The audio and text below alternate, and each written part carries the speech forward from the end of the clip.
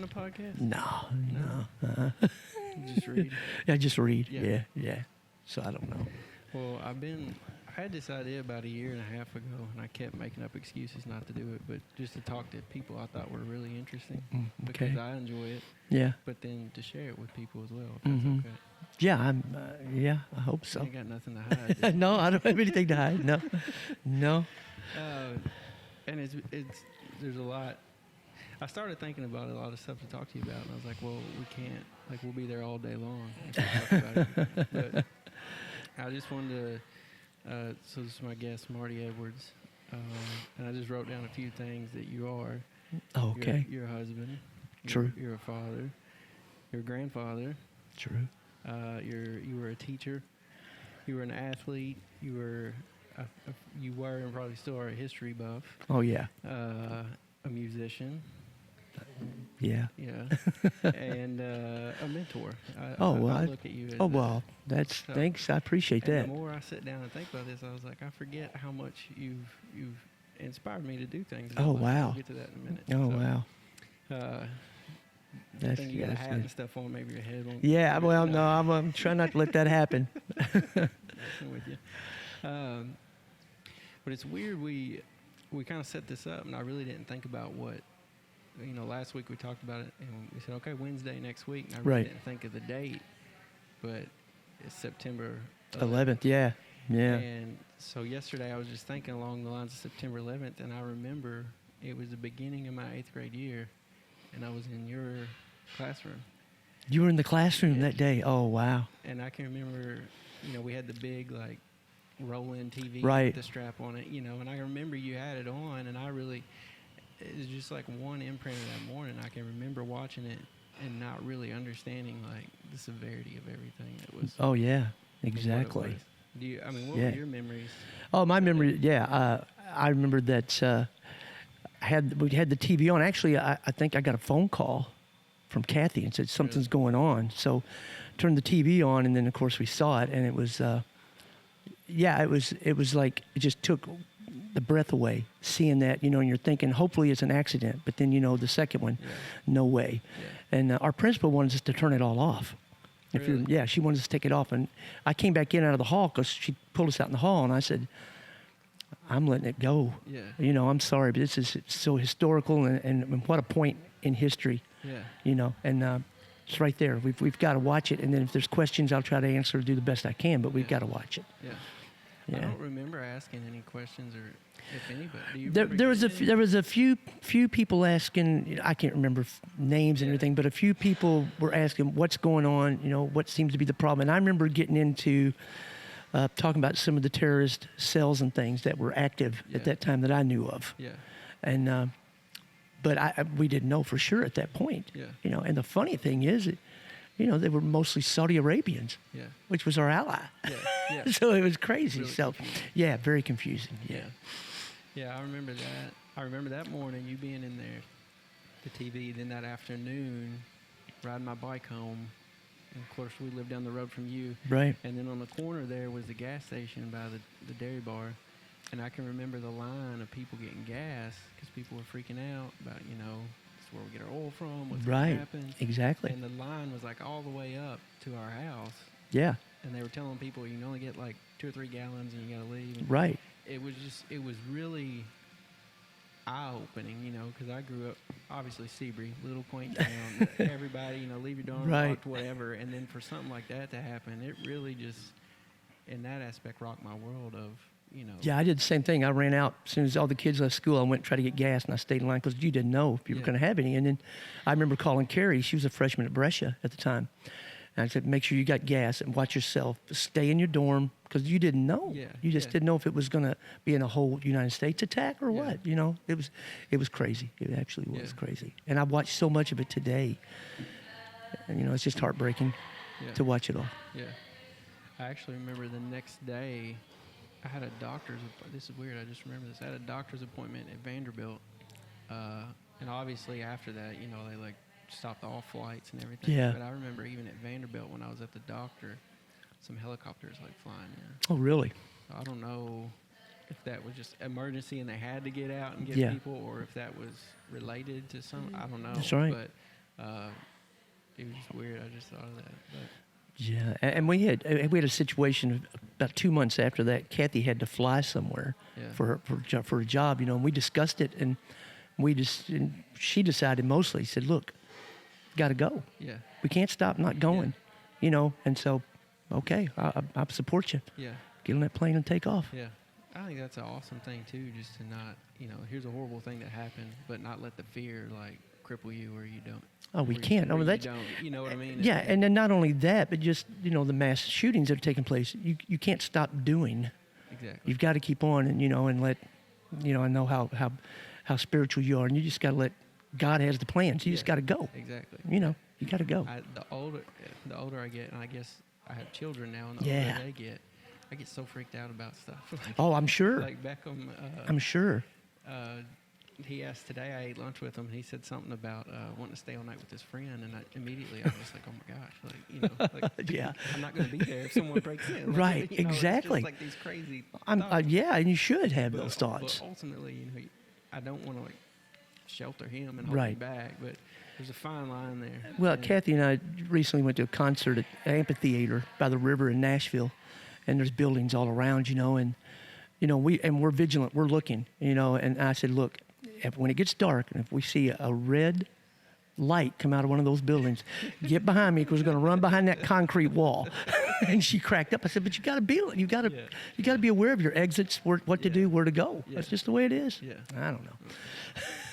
Well, I found this as well. So we talked about September 11th, would Right. be the beginning of my 8th grade year. Wow. I found this. Oh man. That was the end of my 8th grade year. Really? I'll show this in the Oh, my video later, gosh. but that was at my 8th grade graduation. That's your graduation. Yeah. That's And, crazy, Ben. And that was a crazy year because we had to split classes that year. Yes, because I think that's one reason I remember on September 11th, I had been in another class and came into your class. Right? Yeah, yeah. Was that the first year they did? Yeah, that? but well, it was because you guys had such a small class, and then Oh, the yeah, seventh grade was we- large, so we had to, yeah. we had to do some splitting Yeah. up there. My graduating class was like 11 Yeah. or 12 guys. Right. Well, and girls. And but yeah, not many at all. still, yeah, yeah. that was crazy. crazy. And then I remembered this after looking at that picture. I remember, and this is the mentor part, one of them. I don't know how the dialogue came about, but I remember that summer between my 8th grade and freshman year, again, I don't know how it came about, but I came up here at Madisonville with you maybe once or twice a week for a while and worked out at Fitness Formula. I don't know if you remember that. Yeah, I remember that. Yeah, And yeah. I was working out this morning, and I thought I had never worked out before in my life, never been introduced to any of that. Yeah. And just I want to thank you for that. Well, Not well, that you're I'm, like, welcome. Some huge, like, No, fit buff you're- dude, but I mean, you're it was welcome. Just, exposing me to Well, something, and Well, yeah, that's fine. And I tried to do that all my career, even though we are kinfolk. yeah, And I tried to do it with other kids too, just something to try to get them, involved in something else that maybe they weren't in their family. And of course, you Yeah. had a great family. yes, But, and that was, I just tried to do that. But yeah, I remember Yeah. that. And I mean, I didn't, you just brought that up, but I do remember I was coming up telling here. Kayla about it last night, and I said we'd go work out, and then we'd go to like Taco John's or McDonald's. That's right. I was like, it made no sense. That's exactly right. But yeah, well, yeah, you got to, you got to go We worked and out get that something hard. to eat.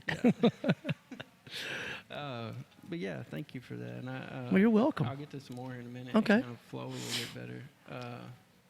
But going back to so and I remember you and Mr. Walker was another teacher. Y'all both always encouraged me. I'd play sports, and you're like, man, Oh, yeah. when you get to high school, like just an encouragement, Right. to try and to go out, and that was huge. And like you said, I had a great family, Yeah. but sometimes when your parents tell you things, you Oh, think I it's know- just, exactly. prejudice, or they Right. they think you're the best ever. Right. But to have other people encourage you, that's huge. Yeah. And to hear you say, you did that with other people, and I know you did. It's not just Yeah. you saying that. I saw it. Yeah. It was, That's awesome. and that would, to me, the teaching, that's what it was all about. I sub now. It's not the same. Yeah. I can't get relationships with the kids, and I like the relationship, to build and to see former students. I ran into like 4 or 5 at Walmart the other day. And it was just, it's just neat Yeah. to know that, they appreciated something that I did. Yeah. I don't know what, but Yeah. they appreciated I can something. tell you this: I'm not that great at math. Well, that's fine. That's And fine. that may be on me. Maybe No, you, no. I don't know. There are many other things you help me with. we'll let that out of the bag because math was my word. I couldn't stand math. Isn't it funny? And I taught it forever. Back in '79, you could just, if you had a middle school degree, you could teach anything back in that day. So Really? I had math. I thought, but I was in Seabury, got to coach football, basketball. So okay, I can do it. Yeah. I'd go home every night and had to practice what Really? I was going to teach the next day. I had one math class in college. That's it. I have a double major in social studies and history. I have one math class, and then it's like God saying, "Okay, here you go, buddy. Yeah. Yeah. Get after this. What I want you to do. You're going to teach math." And I practiced every night just so I could relay that information to the Yeah. kids the next day. So you would. I had you in social studies, though, right? I didn't have I you think social that studies. was Mr. Logue was still there. I graduated, and I think the next year after I graduated, when you started. Okay, all right, It was, I don't think I ever had you for that, okay. but because after it happened, I was like, "Crap! Why didn't I get Marty?" So, like, nothing against Mr. Lowe. he was Right, good, yeah, oh, but I yeah, was he's a good like, guy. man. But yeah, so Okay, all right. So Well, that's phew. further on down my list, but I'll go ahead and ask it. Okay. So when you graduated, you went to college, got your, you said you double majored in Social studies, yeah. social Mhm. studies. You want to be a teacher, Right. And there was an opening at Seabury, and you thought, well, I'll take that opening, even though Mr. Logue's already there. Was that Yeah, what it right. was? Yeah, Mr. Logue was already there doing social studies, and actually, I had interviewed with Mr. Hopgood. I was supposed to go to Dixon, Really? and then the lady, her name was Miss Simpson, left Seabury that summer, the math teacher, and so they said, "Well, he's in Seabury. Let's put him there." And it's like, it must be a reason, Yeah. you know. Yeah. And then I was there for 32 years, and so That's it was great. It was awesome. yeah. So, this was another question I was going to ask a while ago, and it kind of fits that of, you thought you were going to do one thing, but it turned into Right. another. So let's go back all the way up to when you were in high school. Okay. You kind of double sported, I guess. I don't even know if that's a thing. Well, Instead of double major, I don't think it's a thing anymore. But yeah, I played. I had football for 4 years. I had basketball for 2 years and baseball for 3 years. Yeah. So Yeah. your basketball, was that your junior, senior? Or No, it was my freshman, sophomore, into my junior, and then I decided that I'm going to just go to football and pay more attention. Because I wasn't really a basketball player. I hustled, and, Yeah. but as far as going to camps in the summer, I didn't do all that. Yeah. Like a lot of those guys did. Yeah. So you were playing football all 4 years. Right. Senior year, you're going to focus just on it. And Now, I did play baseball my senior year. you did too? Yeah, yeah. But that was later. I skipped my junior year baseball because Gotcha. we used to have spring practice, and my junior year, the coach said, "You're going to be my quarterback next year," and so I said, "Okay." So I stayed after school and watched film with him instead of baseball, trying to learn how to read defenses and all this kind of stuff. You never been Never, quarterback? no. I threw the ball. I had a good arm. We used to run a play where it was a halfback pass where I would throw, Yeah. and he just said, "You're going to be my quarterback next year." And I was lucky to be a captain, quarterback, and I went ahead and played baseball by my senior year again. So you start. Was it your senior year you got injured? Senior year, yeah, So you started yeah. playing October football? 4th, 1973. I'll never forget it. So how many games did y'all play? Not many. Not many. I mean, we started in August, so we were into about 5 or 6 maybe. Yeah. Yeah. So maybe just getting your groove of being a quarterback. Yeah, and then felt what- good. I felt good. I mean, I don't want to pat myself on the back, but I've got newspaper articles from the other teams saying that, about their quarterback. Yeah. We know he can throw. We're going to, and that's cool. Timmy Stull was at Fort Campbell at the time in the military, and he brought me something because we were getting ready to play Fort Campbell. And he brought me a piece of paper, mentioned my name in their paper Really? and stuff, and I thought, that's pretty cool. Yeah. Yeah. So take me back to the game. And what? Okay. The game was on Thursday night because Owensboro Catholic shared the field with Owensboro Senior, so we had to play on Thursday night. Yeah. Only game Mom and Dad didn't make, of course. And we get there, That's a and good thing. yeah, we didn't have many players, and those people were huge. I looked at my left guard, who was in his stance, and the guy he was supposed to block was in the stance, but still was about 2 feet taller than he was in the stance. His name was Eddie Archikavitz. I'll never forget. He went on to play at UK. And it was like, oh, it's going to be a long night. Yeah. And it was probably within the first 4 minutes of the game. I threw a pass behind Larry Frazier. He tipped it. It was intercepted. I go over to try to make a tackle and get clipped. And there he goes, leg broken. Yeah. That's the way it was. Weird, or when you got No, I clipped, knew you when I got clipped, it rolled up me, and I knew it. I got up, tried to run, fell, didn't have anything, crawled off the field. Coach Parker put an ice pack on it, said, "Oh, we'll get you back in." I don't think so. I don't think so. I sat there till halftime, and then Mr. Sellers, our principal, and Mr. G. Gillespie took me to Owensboro Hospital. They wouldn't do anything because my parents weren't there. Really? So they drove me. I met my parents at Henderson that night. I don't know what time it was. We finally got there and put me in a room. It was swollen so bad. Took me to surgery to put me out so they could put a cast on it. Really? Yeah. That's a So I long was back time to in. sit That was a with a long broken time. leg. Yeah, and I sat on that gurney at Owensboro Hospital for a long time in the hall, just talking to Mr. G and Mr. Sellers, and finally took care of it, and then got back to school on my crutch. Went to Opryland on crutches. You know, Yeah. got to move the front of the line, get all the rides and stuff. But it was tough. It was terrible. I thought I was devastated because that was October 4th. That weekend, I had a recruiting trip to Moorhead University. Yeah. And so that was gone. But, again, God's plan had me do something else. If that had worked out, who knows? I'd have never met my wife, wouldn't have my grandkids and all Yeah. that. So everything's fine. That's worth more. Oh, yeah, everything's Yeah. fine. Yeah. So even after you got better, well, that was your senior year, so there wasn't another football. No, but I got better, been able to play baseball, Yeah. pitch, played short, played first. And again, I had a great senior year. I was voted most valuable player of football and baseball my senior year. Yeah. So, That's awesome. yeah, it's awesome. So did you even think about when you got better, like, oh, when I go to, you ended up going to Murray, is that right? No, Where'd you I go? went to community college in Henderson 2 years, You did? out on the hill, then went to Western, Or Weston? and then ran out of money. Yeah. And ended up coming back and working in Seabury, Greenfield's Furniture Store, E&M, whatever I could Yeah. pick up some money, and went to USI and finished up over I there, got you. or ISUE at the time. Yeah. So you didn't think about trying to go to a college and try out for football? No, even after you got that better? that dream was over. It was a great dream, great time. Just got to put it aside and we got to move Yeah. on to something else. Yeah. I have a friend, he went to Florida State. He's a running back. They gave him a Oh, wow. scholarship Nice. to Florida State. And it's very similar to yours, but it was in like a preseason game. Oh, And he was wow. talking about like the size of these dudes. He was like, they weren't like, Oh, yeah. it wasn't high school anymore. Right. Like, it was big dudes. Yeah. And he got hit, messed his knee up real bad. They had to do all these crazy surgeries. This was his freshman, before his freshman year. And coming back, he ended up playing tennis and doing a little track and some other Oh, stuff. yeah. And I asked him, I said, well, why didn't you go back to football? Because you could have. Yeah. And he said, when you're at that level, running back, there can't be anything in your mind making you think, That's exactly I can't run right. through this line. That's true. And he was like, and that wasn't there anymore. Right. He was like, I couldn't. If they gave me a football, I would be worried my knee was gonna Sure. just blow out. I can understand And, totally. I've never been in that position, but I never thought about it that way. And, Yeah. and it makes me look at some of these players that do have these bad injuries now, and they still come back. They and still they're come back. Good. Like, Yeah. that's a mental thing. more than It is a mental thing Yeah. because now they can repair those knees. I mean, my daughter's had 3 ACLs Yeah. and kept playing. They can repair those things great now. But I try to tell kids that if you're afraid to step on that field or on the court, don't play Yeah, because you really can't. Because if you've got the fear, you need to walk away from it. yeah, Yeah. that's important.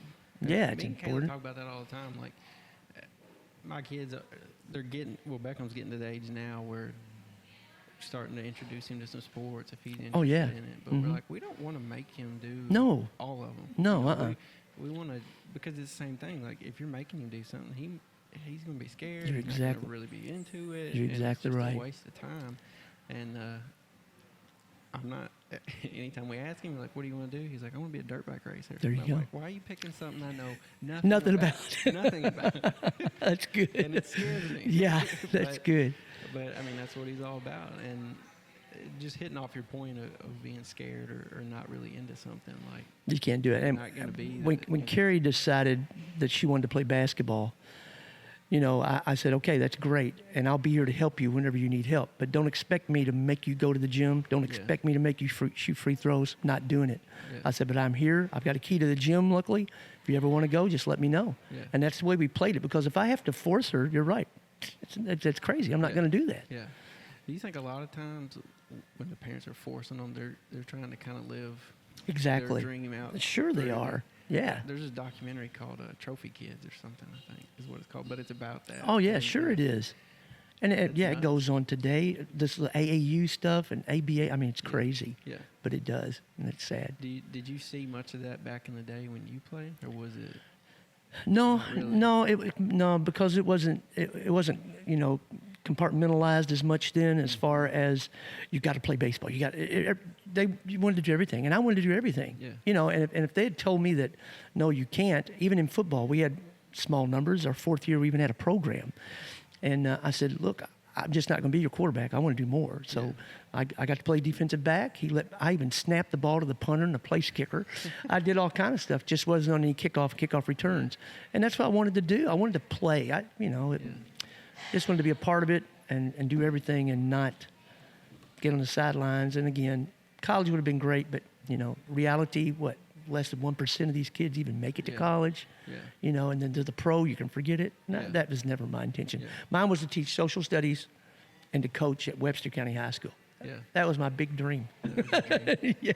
So where did your love for like social studies come from? Was that from the kid? That's a great question. Because I know, you and my dad, Right. distant cousins, close cousins. I don't know. We were, distant kind of cousin, but we were close. But you were close. Yeah, Like exactly. getting that Yeah. friend. I see pictures all the time of when you were little. Oh. And you got your camo on. I've got and memories, camping. and if Johnny's not in the memory, then it's way past after I've met my wife or something, Yeah. basically.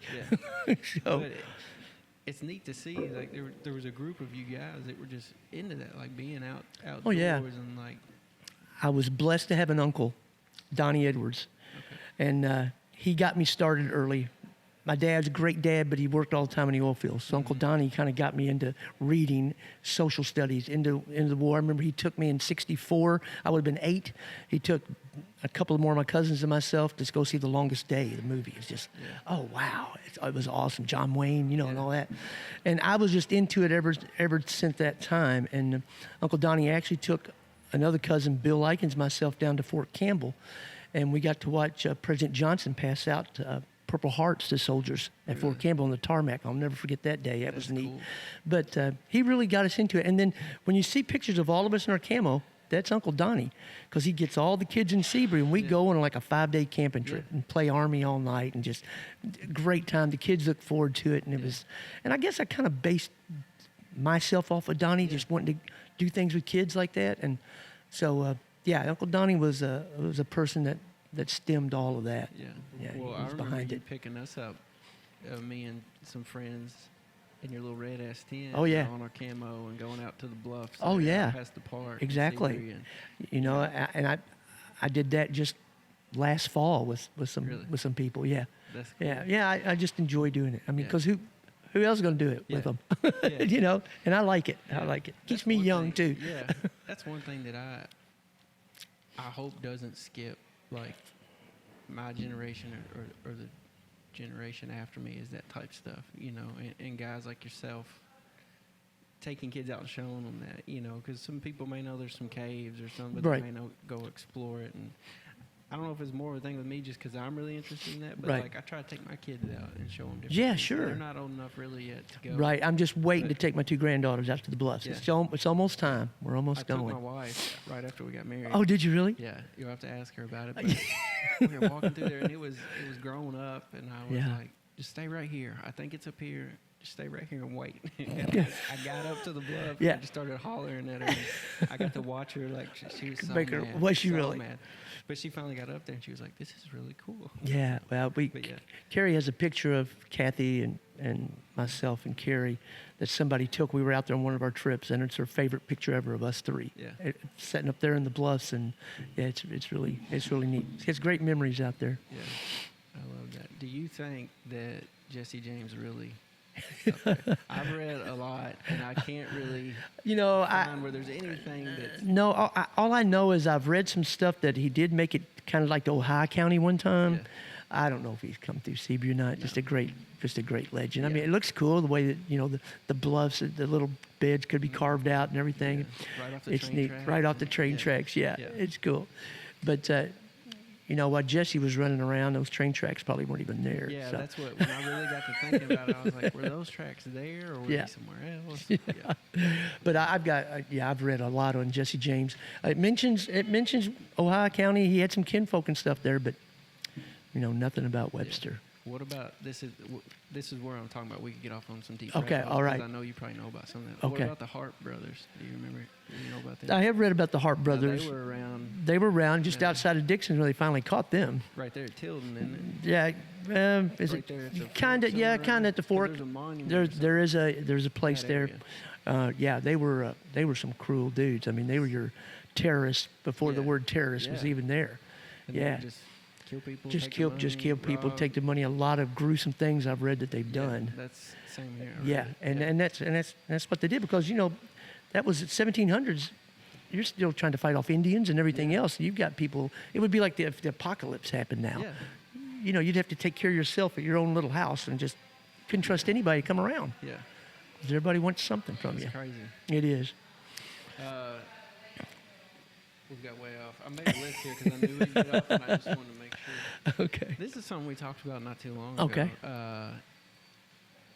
You've started, and you've probably done this for years, but looking at your family history Mhm. as it relates to like the Civil War and different things like that. Yeah, Correct? yeah. I've done some research, and I have a cousin. I have to give him credit on the Strauss side, Greg Strauss, who he works at Transylvania, and he does a lot of work also. So, Yeah. so I You got to give him some information props. from Yeah, him? right. So, who was it you were telling me?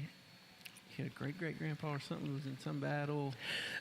Recently, it's probably been within the six months that he's found. This is Greg on my maternal grandmother side of the family, and our 6-time great grandfather's name was Aaron Smith. He was 27, and he died at the Battle of Cowpens in South Carolina. Yeah. Yeah. And his name's there. I've gone through and done a lot of research and looked at online. His name's there on the, and there was like 9 out of his company. He belonged to the Spartan militia, just a bunch of guys out of the fields that would Yeah, fight for a few days. yeah. Yeah, had to provide their own food, their own weapons, and everything else. And there they are fighting the British. And it was a big battle because they really decimated these British. Yeah. And if you see the movie Patriot, the very last battle is kind of based loosely on that battle. Hmm. Huh. Yeah, so that's pretty cool. So he was fighting not for. So just be like me or you, and there's a fight out here, and we're like, hey, we're gonna go. Yeah, it would be like us, and we'd say, hey, we'll get a group of guys together, and we'll be our own little militia company, and put us where you want us, and we'll go fight for you for a So while. they would go to an actual military and say, hey, here we are, put us where you want us, or would they just go out on their own? No, they know because they had different militias at that time that was set up, and they would use them, maybe not like guerrillas because there was a lot of guerrillas going on at that time, but yeah, they would use them. And they were part of the official military, except they were their own little militia. They weren't tied to the government. They didn't have to stay for so long after the battle. They go, well, we're going home, so Yeah. they'd take off and go Like, if they I had got to. plans Thursday, I got plans. so- I got to go get the crops in. Yeah, that's right. It is crazy, but at 27 is just, and again, it's amazing because I've talked to kids before, and I told them about my grandfather, Jewel Edwards. He was wounded in November 4th, 1918 at the Battle of Meuse-Argonne. And I'd tell the kids after I was teaching history, I go, no, what's really important about that? Well, he was a hero. I said, well, I think he was a hero. Mm-hmm. They'll give other answers. And I say, well, just think, if he'd gotten killed, I wouldn't be standing here in front of you. And they're all looking like, oh my gosh, I guess that's right. I said, yeah, the whole Edwards side would have been wiped out right then. Yeah. And so this last November 4th, which would have been in 2018, was his 100 years that he had been wounded. Yeah. And I have his Purple Heart, and I've really done a lot of research and reading on his company. And Yeah. he was at every battle that, you're talking about a guy from Seabury, Kentucky, little Seabury, Yeah. got drafted, got on a ship, sent to France from Seabury, Kentucky. Yeah. It's crazy. A little old farmer. But So- yeah, it's so amazing. when he got drafted, did they send him to like some type of camp to train him? Or Yeah, was they just- he went to a training camp, and also there's a friend of his from Aunton that was drafted at the same time. His name was Parker A. Ashby, And we would go out on every Veterans Day, my grandfather and I, and we'd make sure we got a flag there on his grave because nobody would tend to it. Yeah. And I remember him telling me that he's not there, just the stone. And so all the research I've done, the people that died in the battle, and he died in the battle my grandfather got wounded in, the people that died in that battle, they didn't send him home in World War I. So he's buried over in France, in a cemetery in France. Yeah. Huh. Yes, but he went out there every year, put a flag on it. And then also our kinfolk on the other side of the family, Albert Brooks, was drafted. Yeah. Yeah, Uncle Albert used to live right there where you lived. Yeah. And I've got his helmet, got his dog tags, World War I dog tags, all kind of neat stuff from him. Gas mask, yeah, a bunch of stuff. He never got deployed. He didn't get shipped because the war ended. But yeah, it's pretty cool. Huh. Pretty cool to think of the sacrifice that those guys did. That's nuts. I've been doing a lot of. I kind of mentioned to you the other day, and I'm still working on it. Possibly getting to talk to a World War II. Oh yeah, veteran. that'd be cool. And I've been doing all kind of research, and man, I got so many questions. So maybe you can answer a couple of them for me. Okay, and the thing is, you better ask them quick because they're getting old. I know. Up here at the Heroes Run, did you get to hear those two guys? I heard him say there's a 94-year-old guy or something. There's a 94 and like a 97. One of them was on a destroyer that was at Omaha Beach, D-Day. His ship fired on the beach. And another one was a Marine recon sniper at Iwo Jima. And he's also a Kentucky Poet Laureate, and he wrote a poem about watching the flag being raised, and he read it the other night. Yeah. It just almost bring you to tears. It was just awesome. Yeah. To think, 97, what were they, 18 or 19 at the time that they went through that. Yeah. Amazing. That's the more I read about it. It's crazy, too, because they were born the beginning or in the Depression. Yeah, right exactly. Before. Sure. So they lived that. Right. Then they get drafted, sent over Yeah. into this mess. Yeah. And this guy that I'm hopefully going to get to talk to, prisoner of war for 2.5 years. That's like crazy. to think of the life and the struggle. Yeah. that Right. It makes like my worries and stuff. Right. You're exactly right. Like, That's true. And to jump back to my grandparents again, my other grandfather, Strauss, he was drafted when he was 35. really. Yeah, and sent over. He was 18 to 45. Yeah, Okay. and he was drafted 35. My mom and her brother were still living at home and everything. Took him right off, put him in a tank. He was assistant driver, gunner, and I've got a bunch of good stuff on him too. Yeah. Yeah, stint in Europe. He was with Patton's Third Army. Yeah. Yeah, That's crazy. yeah, and I mean, today, you think the kids would go if they were drafted? Yeah. No, there'd probably be some protest. I mean, it'd be a mess. Yeah. Well, I have a nephew that is about 5 weeks into Fort Benning, joined right out of high school, Yeah. and you just got to pat him on the back and say, Oh, "Oh, yeah. my gosh, Yeah. you know, it's awesome." That is awesome. So, here's a few questions Okay. I have about All right. World War II. You answered one of them a while ago that. Yeah, well, did this ever happen? Like guys get drafted and just immediately get sent out, or were they always trained? No, in they some were always form? trained. They were always sent somewhere and trained. Yeah, Yeah. and then nowadays you get to pick what you want to be, your Yeah. occupation. But then they just shipped you whatever you wanted, unless you volunteered for like the airborne or something. Yeah. That was special. But no, they'd ship you to whatever. Fort Benning was here most of the time, out in Fort Leonard in Missouri, out in Kansas, just infantry training. And then that's why a lot of people saw this happening. So they said, "Well, I think I'll join the Navy. Maybe I'll be a little better. I won't be in infantry." But they all ended up somewhere. And the thing that gets me, and I just talked with somebody this the other day. Today the kids get their R&R and come back. Once you left here in World War II, you didn't come back till it was over, Yeah. or you were dead. Yeah. So I mean, you're talking about my grandmother didn't get to see her two oldest sons, who drafted right out of Seabury High School. And, they went out in 44, 43, and never didn't get back to like 46. That's crazy. Yeah. And even then, it's not like they couldn't FaceTime, they couldn't video chat, or Exactly. It was Probably all, couldn't even call, really, where they no were. call, all letters, just and all it'd be these like letters. Probably a month later when they got the That's letter. exactly right. That's nuts. Yeah, And it's then just, you're sitting there wondering, are they okay? yeah, I can't imagine having someone in harm's way like that and just Yeah. every night, it's tough. That's crazy. I had another question a while ago when we were talking, but anyway, so World War One Mhm. or World War Two, we talked about this a while ago. It pretty much marked the end of the Depression, kind of, didn't it? Oh yeah, yeah. Oh, it did because after that, we had the baby boom, and we had America became unreal in the world economically, just the Yeah. world power Yeah. in everything. Yeah. at that point. And actually, it started kind of after World War One, but then the Depression hit because everybody started blowing the money and letting that get out of hand. But then, yeah, World War II, it put America at the top of the pedestal over everyone. This is what I was going to say. Okay. Sorry. No, that's fine. That's fine. I've been watching this.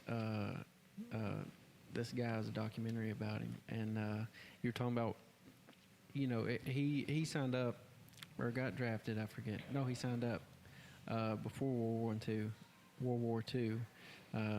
He went off to his training or whatever for the infantry, and he was just a few weeks shy of being 18.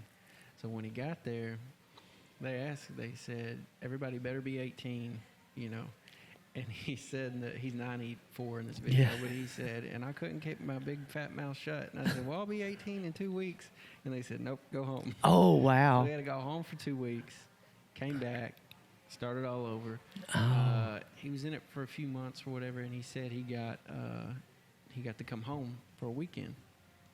I think he was at Fort Knox, maybe. So he took a train from there to Dawson Springs. Got home late Saturday afternoon, stayed Saturday night, and he said he was supposed to get up at 3 o'clock to get on the train to go back. And he said when he woke up, he heard the whistle blowing in the train. Oh, no. So then he was scrambling around. He went and got a bus. Bus took him to Henderson, and then from Henderson to somewhere right outside of Fort Knox. And he walked the last mile and got in. And right around the time when he got in is when Pearl Harbor. Oh, wow. That Sunday. That Sunday. And Pearl Harbor got hit. And he kind of laughed in the video, and he said, so there was so much chaos, no one really noticed that I had been gone. Wow. And got back late. He said I would have got in big trouble. He would have been in big trouble, yeah.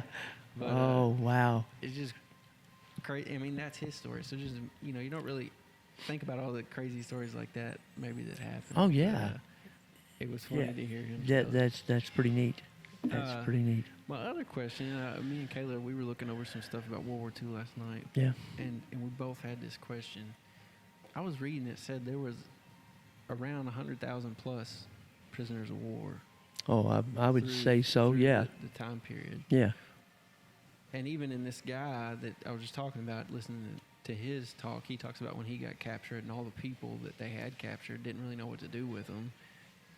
We're flying them around, getting them to different spots. And what was the reason of having that many prisoners of war? I mean, wouldn't that be costly and time-consuming and a lot of resources just maintaining and watching and moving them around? What was the reason for it? Yeah, well, I mean, it's just like if you're playing, steal the flag.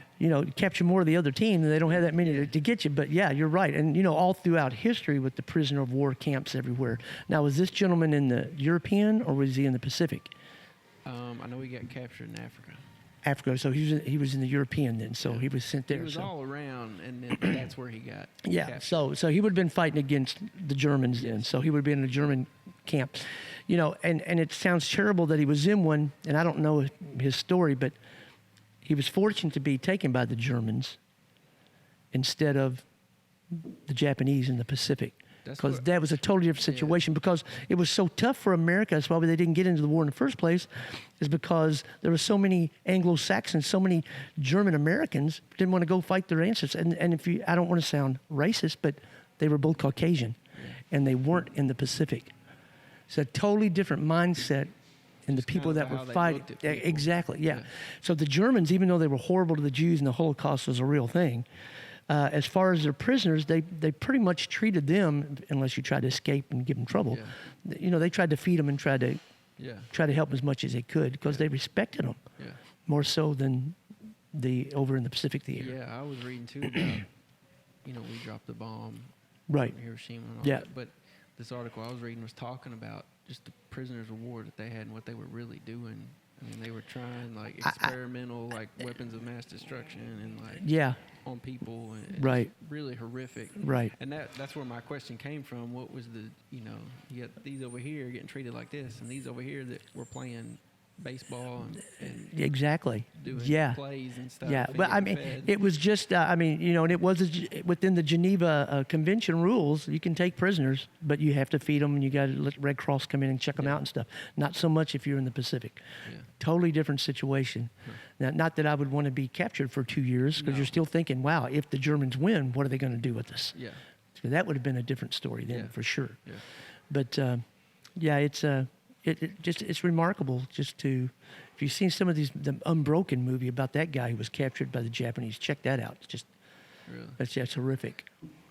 I think I haven't seen it. I've seen the previews. Yeah, Yeah. it's horrific. But it's yeah, I mean, it's just part of war. Even in the Civil War, you had all these concentration camps, prisoner of war camps, Yeah. and they were terrible to each other then, North Yeah. and South. North was horrible to their prisoners. South was horrible to their prisoners. It's crazy was to terrible. think about. Like that's on our own soil. That's our own soil, your own now- people. Now looking back at it. Yeah, obviously yeah, it was exactly. different. But Yeah, right. Yeah, oh yeah, different. Yeah, that's what in history, when people talk about that kind of stuff, it's hard to judge people from our point of view Correct. to what was going on in their life at that time. Yeah. You really can't judge that. We can look back and say, hey, it was horrible. Let's don't let it happen again. Yeah. But you can't judge, what was going on at that time Yeah. from our eyes. It just doesn't work. No. So you went a few weekends ago to a World War II reenactment. Yes, I did. Correct? Yeah. In Vincennes. I was checking that place out. It's awesome, man. You got to take Is it just back. a World War II? No, it museum? goes because see, Vincennes was a big outpost by the British in the Revolutionary War. George Rogers Clark came from Harrodsburg, Kentucky, with a bunch of Kentuckians up the rivers and attacked and took Vincennes. It was a great victory in the West Yeah. for the American forces. So they do that too. It's a big thing there. Yeah. And I didn't know they had a World War II museum till someone told me about it. But it goes from Indian warfare all the way up. It's got some Custer stuff there. It's an amazing place that it's a hidden secret basically. Yeah. Yeah. So when you went, you said there were some World War II vets there. There and was. You got to talk with them. They had a little podium set up and they talked, and I got to listen to a man talk that it was at Kasserine Pass, which was a battle in Africa and Tunisia.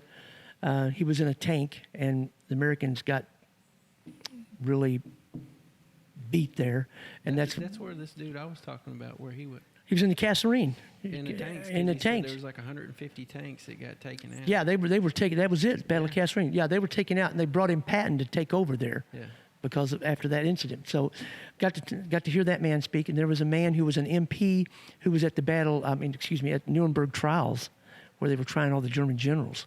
Amazing to listen, to what he had to say. And then there was a guy there who was a tail gunner in a bomber. Yeah. Yeah, and you're talking 96, 95, 96, 97-year-old guys. And again, that sounds, oh, man. But then to think they were 18 when they were doing this Yeah. stuff. That's the amazing part to me. Yeah. 18 years old. Yeah. That's That's a lot. it's- That's a lot to put on that Oh, shoulders of an 18-year-old. oh, yeah, exactly. Exactly. But again, different mindset, Yeah. different love for the country, Yeah. different, I've got to do this because my country needs me. Yeah. But that's what gets me. I enjoy these older guys when I talk to them. I had, I don't know what 8th grade class it was, but we did something at the Veterans Center. We went out and we did an oral history. Yeah. All the guys and girls had to pick a veteran, ask them certain questions, and we compiled all that stuff. And that was really Yeah. neat. bet that would be That was neat. That's been a few years ago though. Yeah. Yeah. Yeah, that guy that battle you're talking about with the tanks and they just got wiped out. Yeah. He made the comment. He said that I forget the guys that operated the tanks. They were only good in their tank. He said when you're outside the tank, Yeah. they just all got captured. Like they were no good. Yeah, outside of it. I'm sure. Yeah. And somebody's actually interviewed him, and I was watching this YouTube video of him, and he was talking about when he got captured. Someone just walked up to him and pretty much made them put their guns down, and Yeah. they walked them back, and there was hundreds of people. Yeah. And they took their jewelry. They took their. Oh He yeah. said they were taking their gloves, and he noticed it. So he had like these bibs on, Mhm. and he took his knife, and cut them, took his gloves off, and shoved them in his other clothes underneath, so they didn't get his gloves. But just crazy to think, and he kind of talked about the thoughts going through his head. Oh, like he yeah. felt like he failed his country. Right. And I never thought about that. Like my immediate thinking, if I were there, I'd be like, oh my gosh, and he did think, am I going to die? What about my family? Right. But the thought of like that much like That's heavy. I'm fighting for my country and feeling like you failed them because you got caught. Right. You know, that's Yeah. a different love and like a It passion is. and like a. It is, and again, a lot of those guys did join, but to be drafted and still feel that way. Yeah. In Vietnam, we had the draft, and it kind of got a little crazy, but you still had 18-year-olds going over there doing that mess that was over there, too. And now, with Iraq, Desert Storm, and all that, you have to think, these guys volunteered to do that. Yeah. So pat them on the back, Yeah. man. Yeah. There's no draft there. No. Actually love their country. I've listened to some of the dudes that did that, and they were some of the first Marines and stuff on the ground over in Iraq and all that. And it's crazy. Like, they live, breathe, eat like that. Even now that they're out, like that's. I have a stack of letters that I've written to former students that were in all that stuff, Desert Storm, even the Panama thing. But I have one former student, that I wrote, and he did 2 tours in Iraq. The first letters, great gung-ho. They were actually fighting. Second letters, they were kind of police action. It was horrible. You could just see his whole mindset it was going away. Yeah. Oh, yeah. And I still got him, and you can just see where it's taking place on him. Yeah. Yeah. It's tough. I can't imagine, too. I've heard some of them talk about coming back to civilian life. And, Oh, yeah. You know. Well, I would have to say that PTSD is real. Yeah. It's real.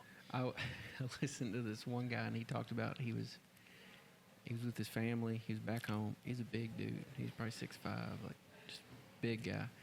Just gotten back, and he was struggling with some of this PTSD and didn't really know what was going on yet, but he knew like something was off. And they were in a parking lot, and he got his wife, and he had like 4 little kids. Got them in the minivan, and some kid in the parking lot came up to him and started cussing at him and stuff.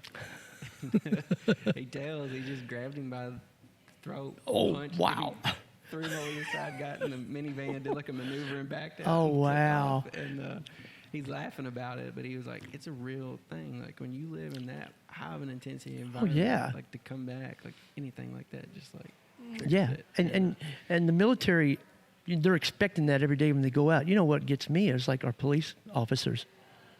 There's PTSD amongst them too. What they have to deal with. Yeah.